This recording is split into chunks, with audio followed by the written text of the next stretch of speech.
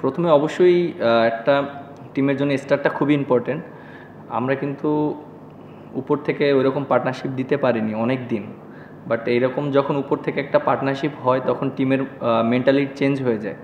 So অবশ্যই দুইজন যেভাবে ব্যাটিং করেছে অবশ্যই দুজনকে ক্রেডিট দিতে হবে, সাইফ এবং সৌম্য। এবং এই উইকেটে আপনি দেখেন যে ওরা কিন্তু এগ্রেসিভ ব্যাটিং করেছে। সো আমরা কিন্তু ওরা দুজন এগ্রেসিভ ব্যাটিং করার জন্য আমাদের জন্য আরও ইজি হয়ে গিয়েছে। না, অবশ্যই ভালো লাগছে। আর আপনি দেখেন যে আমরা কিন্তু দেখেন অনেক দিন থেকেই কিন্তু একটা আমরা ব্যাটসম্যানরা একটু স্ট্রাগল করতেছিলাম, আপনারা সবাই জানেন এবং আমরাও জানি জিনিসটা যে আমাদের ব্যাটসম্যানরা একটু খারাপ সময় যাচ্ছিল। বাট আমরা অ্যাজ এ প্লেয়াররা আমাদের বিশ্বাসটা ছিল যে আমরা যে কোনো সময় কামব্যাক করতে পারি এবং এটার জন্য একটু সময় দিতে হবে। আর একটা জিনিস দেখেন যে এই উইকেটে কিন্তু ব্যাটিং করাটা অত ইজিও ছিল না, বাট ওরা যে রিস্কগুলো নিয়েছে এবং যার যে গো টু শট আছে সেইটাই খেলেছে।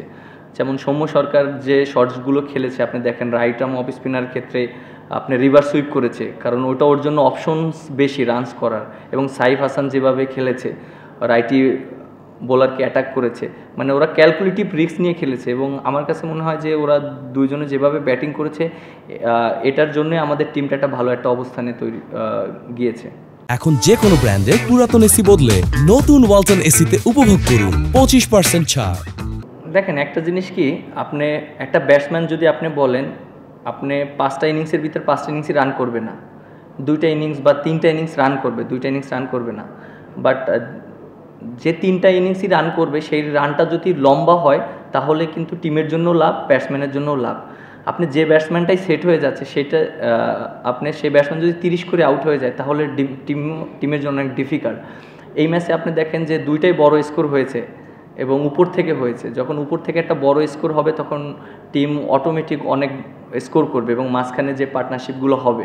সো এটাই আমার কাছে মনে হয় যে আপনার ব্যাটসম্যানরা একটু ধৈর্য ধরতে হবে, সবাই একটু সময় দিতে হবে। কারণ আমার কাছে মনে হয় যে যদি আমরা 7টা ব্যাটসম্যান খেলাই 7 জনে রান করবে না, 3 জন হয়তো রান করার অপরচুনিটি থাকবে, কিন্তু সেই 3টা যদি অনেক বড় স্কোর হয় তখন টিমের অনেক হেল্প হয়। না, এরকম কিছু না। আপনি দেখেন যে গেমটা এমন একটা সিচুয়েশনে চলে, আপনার দেখেন আজকে কিন্তু আমি 1 ওভারও পেস বোলিং করাইনি, বাট আজকে আমার কাছে মনে হয়েছে যে খেলাটা 50 ওভার যাবে না। সো মাঠে আমার কাছে মনে হয়েছে খেলাটা 35-40 ওভার হয়তো যেতে পারে। সো সের জন্য আমি সব মেইন বলারদেরকে বোলিং করিয়েছি, যাদের বল মানে এফেক্টিভনেসটা বেশি থাকবে। সো দেখেন রিশাদ বোলিং করেছে, তানবীর করেছে, নাসুম ফার্স্টে করেছে, আমি মিডিলে করেছি। সো আমরা 4 জনই কিন্তু ঘুরিয়ে ফিরিয়ে করেছি। আর আপনি যেটা আরেকটা কী বললেন, না এটা তো আপনার সিচুয়েশন অনুযায়ী ডিমান্ড করে যে কখন কোন ব্যাটসম্যানের ক্ষেত্রে কাকে দিলে বেশি এফেক্টিভ হবে, সেইভাবে আমি চেষ্টা করেছি। দেখেন আমরা কিন্তু এই ফার্স্ট টাইম মানে সুপার ওভার খেলেছি বাংলাদেশ টিম। ফার্স্ট টাইম না, আমরা ফার্স্ট টাইম সুপার ওভার খেলেছি, বাট এটা কিন্তু আমাদের জন্য একটা এক্সপিরিয়েন্স, যে আমাদের এক্সপিরিয়েন্সটা। আর ফিস ওভারটা খুবই ভালো বোলিং করেছে, আনলাকিলি একটা বাউন্ডারি হয়ে গিয়েছে। এবং আপনি দেখেন যে আমাদের যে হয়তো আমি অনেক সমালোচনা হয়েছে, অনেকে অনেক কথা বলেছে যে কিভাবে কি হলে আরও বেটার হতো, but end of the day আমরা যেটাই ডিসিশন নিয়েছি সবাই একত্রিত ডিসিশন নিয়েছি। এখানে কারো উপরে যদি একার উপরে ব্লেম দেওয়া হয় এটা আসলে ঠিক না। এবং একটা টিমের যখন থাকে কোচ, ক্যাপ্টেন এবং যারা আছে সবাই একভাবে, আমি যদি একটা ডিসিশন নেই হতে পারে আমার ডিসিশনটা রং, কিন্তু কোচ কিন্তু আমাকে সেইটা সাপোর্ট করে। এবং কোচও যদি কখনো একটা ডিসিশন রং নেয় আমরা কিন্তু সবাই ওটাকে সাপোর্ট করি। দিন শেষে সাকসেস আসতেও পারে, নাও আসতে পারে। আপনি দেখেন সাকসেস যখন আমরা ওইটা হয়ে যেত তখন কিন্তু জিনিসটা সাকসেস হতো, বাট যখন হয় না তখন কিন্তু ফেলিয়ার। জিনিসটা এরকমই। দেখেন আপনাকে একটা কথা বলি, আমি কিন্তু লাস্ট এইটা নিয়ে আমার 3 নম্বর সিরিজ চলছে। আপনি ওয়েস্ট ইন্ডিজে আমি ক্যাপ্টেন্সি করেছি, তখন তো আমি ক্যাপ্টেন ছিলাম না। ওই সিরিজে শান্ত ক্যাপ্টেন ছিল, ওই ইনজুরি থাকার কারণে আমি ক্যাপ্টেন্সি করেছি। But end of the day আমার জন্য অবশ্যই অনেক ডিফিকাল্ট ফার্স্টের দিকে আমি যখন করেছি। সো এখন যত আমি করব তত আস্তে আস্তে আমি অনেক কিছু ডেভেলপ হবে। এবং এন্ড অফ দ্য ডে আমাদের বাংলাদেশে যারা লিজেন্ড প্লেয়ার ছিল, যারা অনেক ক্যাপ্টেন্সি করেছে, তারা আমাকে অনেক হেল্প করছে। এবং সত্যি কথা বলতে তারা পিছন থেকে আমাকে অনেক সাপোর্ট করছে, বিশেষ করে যারা বাংলাদেশের সাকসেসফুল ক্যাপ্টেন। আমি যদি বলি, মনে করেন যে মাশরাফি ভাই, তিনি আমাকে অনেক সাপোর্ট করছে এবং আমাকে বলেছে তামিম ভাই আমাকে ফোন দিয়ে বলেছে যে এইভাবে করলে ভালো হবে, কারণ আপনি যদি দেখেন তারা কিন্তু দুইজনই বাংলাদেশের সবচেয়ে মোস্ট সাকসেসফুল ক্যাপ্টেন, এবং সত্যি কথা বলতে তারা আমাকে অনেক সাপোর্ট করছে। এই যে 2টা সিরিজে অনেক কিছু হয়েছে, তারা হয়তো কাছ থেকে দেখেছে, অনেক কথা হয়েছে, বাট এই জিনিসটা আমার কাছে খুব ভালো লাগছে। আমরা তো সবসময় জানি মিরপুরের উইকেটটা কেমন হবে, এটা তো আমাদের কাছে নতুন কোনো কিছু না, এবং আমি তো মনে হয় ইন্টারন্যাশনাল 9 বছর খেলছি, এবং আমার যখন ডেবিউ হয়েছে এখানে আমি খেলেছি, এই উইকেটেই খেলেছি। পার্থক্যটা ওই রকম অনেক বেশি সেরকম না, বাট আমার কাছে যে জিনিসটা মনে হয়েছে পার্থক্যটা এটাই ছিল যে এই উইকেটে আগে যখন আমরা খেলেছি তখন একটু মানে গ্রাস দিত, এবং এখন কিন্তু উইকেটে কোনো গ্রাস নেই। সো জিনিসটা হলো যে এইটাই, এবং ঘাস থাকলে হয় কি অনেক সময় স্কিড করে বলটা, এবং যেহেতু উইকেটে ঘাস নেই সেখানে কিন্তু বলটা একটু স্লো হয়, বাট এটাই আমার কাছে মনে হয়েছে পার্থক্য, এছাড়া আর কোনো পার্থক্য আমার কাছে মনে হয় না। আমি অত দূর পর্যন্ত এখনও চিন্তা করছি না, কারণ যেহেতু আমাকে 1 বছরের জন্য দায়িত্ব দেওয়া হয়েছে, 1 বছরের ভিতরে যতগুলো ম্যাচ আছে এবং বাংলাদেশকে একটা জায়গায় নিয়ে যাওয়ার জন্য, কারণ আমাকে যখন ক্যাপ্টেন্সি দেওয়া হয়েছিল তখন আমাদের টিমের পজিশন ছিল কত, 10 নাম্বার, এখন আছে কত, আমাদের 10ই আছে। তার মানে আমি মাঝখানে আমি অনেক ম্যাচ হেরেছি, but end of the day সবাই যদি পারফর্ম করতো, সবাই যদি সবার খেলাটা খেলতো, তাহলে দিন শেষে অবভিয়াসলি টিম যদি রেজাল্ট না করে অবভিয়াসলি ক্যাপ্টেনের উপরেই আসে, বাট টিম যখন ভালো খেলে তখন কিন্তু অবশ্যই টিমের সবাই একত্রিত খেলেছে বলে পারফরমেন্স হচ্ছে। বাট এটা আমি চিন্তা করছি না, কারণ ক্যাপ্টেন্সি যে আমি অনেক দূর করতে হবে, অনেক বেশি করতে হবে এরকম কোনো কিছু না। এই ক্যাপ্টেন হয়তো আজকে আমি আছি, আমার জায়গা থেকে আরেকজন আসবে, বা দিন শেষে কিন্তু বাংলাদেশ, আমরা বাংলাদেশের হয়ে খেলছি এবং বাংলাদেশকে একটা জায়গায় নিয়ে যেতে চাই, এটাই হলো আমাদের লক্ষ্য। না, সন্তুষ্ট সেটা না, আমাদের তো সামনে বিশ্বকাপ আছে, আমাদের তো কোয়ালিফাই করতে হবে। সো আপনার টপ 8 টিমই তো আপনার বিশ্বকাপ খেলবে। সো আমরা তো এখনও মনে করেন যে আনসার্টেনের ভিতরে আছি। সো আমাদের টার্গেট থাকবে টপ 8-এর ভিতরে থাকা এবং সরাসরি যেন আমরা বিশ্বকাপ খেলতে পারি। সো এটাই আমাদের টার্গেট থাকা উচিত ফার্স্টে। আপনি দেখেন, আমি একটা কথা বলি, আপনি পৃথিবীর যে জায়গায় খেলতে যান না কেন, যাদের সাথে আমরা খেলি না কেন, তারা কিন্তু হোম অ্যাডভান্টেজটা নেয়। এবং আমার কাছে মনে হয় আমরা যদি নিউজিল্যান্ডে আমি খেলেছি, ওখানে কিন্তু তারা কিন্তু হোম অ্যাডভান্টেজটা নিয়েছে।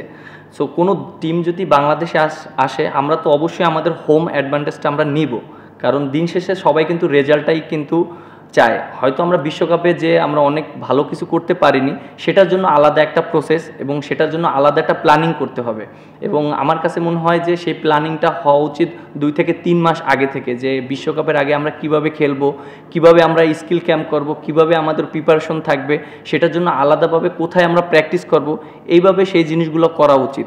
বাট বাইল্যাটারাল সিরিজগুলোতে আমার কাছে মনে হয় হোম অ্যাডভান্টেজটা খুবই ইম্পর্ট্যান্ট। দেখেন, অবশ্যই 3টা ম্যাচ জিতলে তো আমাদের একটা ভালো একটা অবস্থানে আমরা থাকতাম, এবং লাস্ট ম্যাচটা যেভাবে হয়েছে অনেক এক্সাইটেড মোমেন্টগুলো ছিল। আপনি দেখেন যে সুপার ওভার হয়েছে এবং 1 ওভারে 5 রান লাগতো, তারপরে ক্যাচ উঠেছিল, আনফর্চুনেট আমরা ধরতে পারিনি, বাট অনেক ঘটনা ঘটেছে। বাট ওটা যেটা চলে গেছে সেটা তো আর এখন কথা বলে লাভ নেই। আর আজকে যে প্ল্যানিংটা ছিল, যেহেতু ওদের লেফট হ্যান্ডি বলার ছিল, আমরা রাইটি লেফটি কম্বিনেশনটা করছিলাম, বিশেষ করে লেফটি বলারের ক্ষেত্রে লেফটি ব্যাটসম্যান ব্যাটিং করলে বাউন্ডারিটা ইজি মারা যায়। সো আমরা ওইভাবে চেষ্টা করেছি যে নাসুমকে উপরে ব্যাটিং করিয়েছি এবং আমি সোহান পিছনে ব্যাটিং করেছি, কারণ ওদের যেহেতু বামহাতি লেফট আর্ম স্পিনারদের ওভার বেশি ছিল, এর জন্য আমরা এই জিনিসগুলো করেছি। দেখেন, এটা তো সম্পূর্ণ ক্রিকেট বোর্ডের ডিসিশন যে তারা কিভাবে কাকে চিন্তা করছে, বাট এটা তাদের উপরেই ডিসিশন। যেহেতু আমি ওডিআই ক্যাপ্টেন্সি করছি, যদি এরকম আসে তখন তাদের সাথে এটা ডিসকাস করব, তাদের প্ল্যানিং কি, আমি কীভাবে। হ্যাঁ, যদি দেয় অবশ্যই আমি করব, কিন্তু সেটার একটা প্ল্যানিং আছে সেটা, এবং সেটা কিভাবে তারা চায় এবং আমি কিভাবে জিনিসটাকে চাই। সো দুই পক্ষকে একসাথে কথা বলে এবং মেন্টালি যদি ঠিক থাকে তাহলে অবশ্যই সেটা ভালো হবে।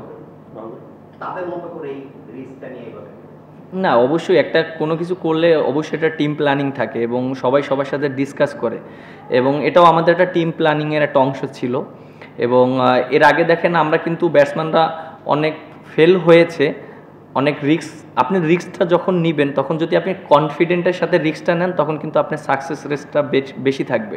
সো এর আগে হয়তো আমরা মানে নিব কি নিব না এটা একটা দ্বিধাদ্বন্দ্বের ভিতরে ছিল, বাট যখন আমরা এখন এসেছি আমরা চিন্তা করেছি যে আমাদের মাইন্ডটা যেন ক্লিয়ার থাকে এবং আমরা যেন ক্লিয়ার মাইন্ডে ডিসিশনটা নেই। আর আপনি যখন ক্লিয়ার মাইন্ডে কখনো ডিসিশন নেবেন সাকসেস রেটটা বেশি থাকবে। না, আমাদের তো আরও অনেক হোম সিরিজ আছে, আমরা যে সব ম্যাচই এখানে খেলবো এরকম কোনো কিছু না, আমরা হয়তো বাইরেও অনেক ম্যাচ খেলবো।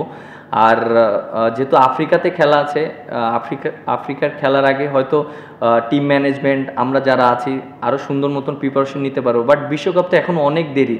সো আমাদের সামনে যে সিরিজগুলোতে আছে সেইগুলো নিয়ে আমাদের ফোকাস করা উচিত এবং আমাদের আগে পজিশনটা ঠিক করা উচিত, কারণ আমরা তো আমাদের জায়গাটা অবস্থানটা ঠিক করতে হবে আগে। আফগানিস্তান আসলে তো আমরা 18 উইকেটে খেলবো, কারণ আমরা তো এর আগে আফগানিস্তানের সাথে খেলেছি, আমরা চিটাগংয়ে খেলেছি। দেখেন আমরা যতগুলো ওডিআই ম্যাচ খেলেছি চিটাগংয়ে খেলেছি এবং এটা আপনি দেখেন আফগানিস্তান যে সিরিজটা আমরা খেলেছি দুবাইতে, ওরা কিন্তু আমাদেরকে কোনো পেস বোলিং উইকেট দেয়নি এবং অনেক স্লো উইকেট দিয়েছে যেন ওরা স্পিনাররা অ্যাডভান্টেজ পায়। সো আমরা এটা একটা টিম প্ল্যানিং, আর এটা কোনো দোষের কিছু না, এটা পৃথিবীর যে দেশেই যান না কেন সবাই হোম অ্যাডভান্টেজই নেয়। না অবশ্যই, আপনি দেখেন যে রিশাদ যেভাবে বোলিং করেছে এবং ও যেভাবে লাস্ট 2-3 বছর মানে একটা জায়গায় এসেছে, এটা আমাদের দেশের জন্য অনেক একটা ব্লেসিং আমি মনে করি। এবং আমাদের যে আমি অবশ্যই যারা কোচ আছে তাদেরকে ক্রেডিট দিতে চাই, কারণ ওর প্রতি যে কনফিডেন্টটা রেখেছে এটা অবশ্যই মানে ক্রেডিট দিতেই হবে এবং ওকে যেভাবে খেলিয়েছে এটাও একটা ক্রেডিট দিতে হবে, কারণ সাধারণত আমরা লেগ স্পিনারদেরকে ওই ট্রাস্টটা পাই না এবং এই হোল সিরিজ ধরে ও যেভাবে বোলিং করেছে লাইন লেন্থ এবং কন্ট্রোলটা ভালো ছিল এবং আফগানিস্তান অনেক ভালো বোলিং করেছে। আর আমার কাছে মনে হয় যে ও যেহেতু পিএসএল খেলেছে, বাইরের অনেক পিএসএল খেলেছে, ওখানেও একটা কনফিডেন্ট হয়েছে। সো আমার কাছে মনে হয় বাইরের টুর্নামেন্ট খেললে আরও বেশি কনফিডেন্ট হবে।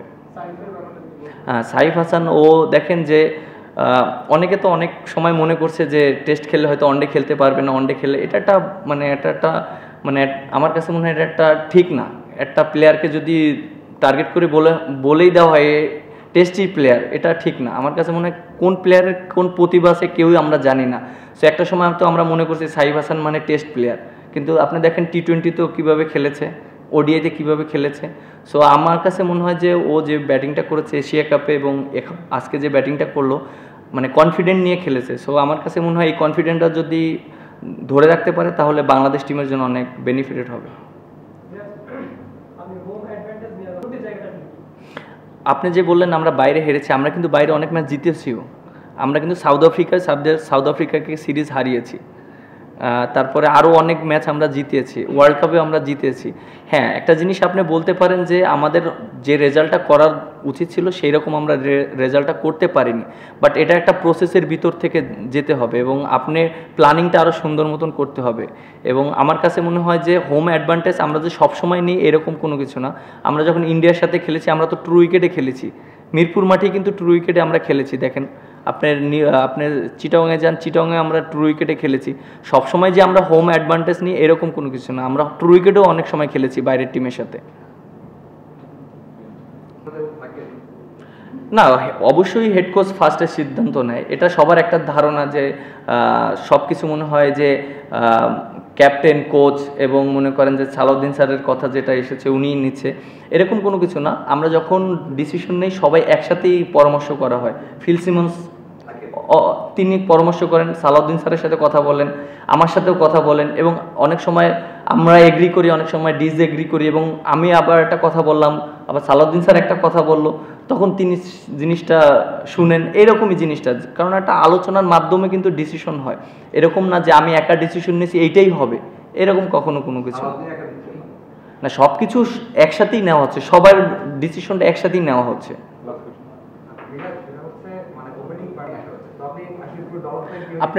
হ্যাঁ আমি বলছি, আপনি দেখেন যে আপনারা হয়তো দেখছেন যে 15 জনের স্কোয়াড, আসলে বেসিকলি 15 জনের স্কোয়াড না। আমরা যে ওডিআইয়ের একটা সার্কেল আছে, আমাদের 25 জনের একটা স্কোয়াড আছে এবং 25 থেকে 27 জন ক্রিকেটার আছে, যারা আমরা সবাই মনে করি ঘুরিয়ে ফিরিয়ে তারাই ওয়ানডে খেলবে, যে যখন ফর্মে থাকবে, যাকে যখন দরকার হবে টিমের প্রয়োজনে সেই খেলবে। আপনি দেখেন যে আপনি মনে করছেন যে 15 জনের স্কোয়াড মানে এই 15 জনই আপনি ঘুরিয়ে ফিরে খেলা হচ্ছে। আপনি দেখেন যে সৌম্য সরকার লাস্ট 2 সিরিজে ছিল না, বাট এই সিরিজে এসেছে। আবার দেখবেন যে হয়তো আরেকজন এসেছে।